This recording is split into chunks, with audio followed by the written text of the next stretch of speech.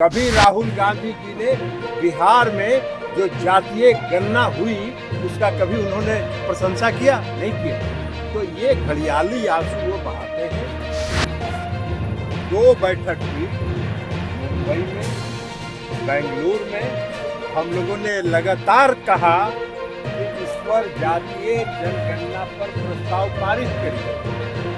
उन्होंने नहीं किया, रिजेक्ट कर दिया। घड़ियाली आंसू बहा रहे हैं। आज कह रहे हैं जातीय गणना होना चाहिए, जनगणना होना चाहिए।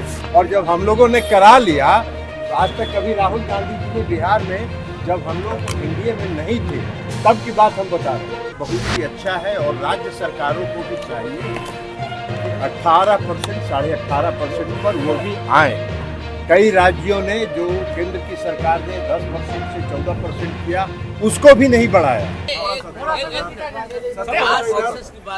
कि राहुल गांधी जी को जातीय गणना और जनगणना बहुत चिंता हो रही है। और बिहार में माननीय जब जातीय गणना करवा दिए और उस समय हम लोग INDIA में थे।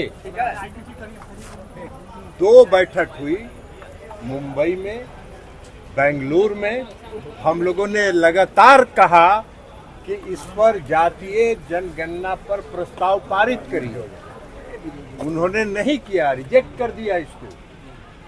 सुश्री ममता बनर्जी के दबाव में अब आज घड़ियाली आंसू बहा रहे हैं।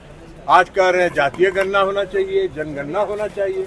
और जब हम लोगों ने करा लिया तो आज तक कभी राहुल गांधी जी ने बिहार में, जब हम लोग एनडीए में नहीं थे तब की बात हम बता रहे हैं। जब हम लोग एनडीए में नहीं थे, कभी राहुल गांधी जी ने बिहार में जो जातीय गणना हुई उसका कभी उन्होंने प्रशंसा किया? नहीं किया।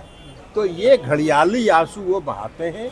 वो जनता को भ्रमित करने के लिए एक स्लोगन देते हैं। ये उनका काम है, वो करते रहें। इसलिए वो कोई आधार नहीं है उनकी बात का। तेजस्वी यादव सवाल करा कर रहे हैं। ये बहुत ही अच्छा है और राज्य सरकारों को भी चाहिए कि 18%, 18.5% पर वो भी आए। कई राज्यों ने, जो केंद्र की सरकार ने 10% से 14% किया, उसको भी नहीं बढ़ाया। उसमें INDIA के रूल्ड स्टेट्स हैं, कई राज्य हैं। और अब केंद्र सरकार ने उसको 14% से बढ़ा के 18% कर दिया।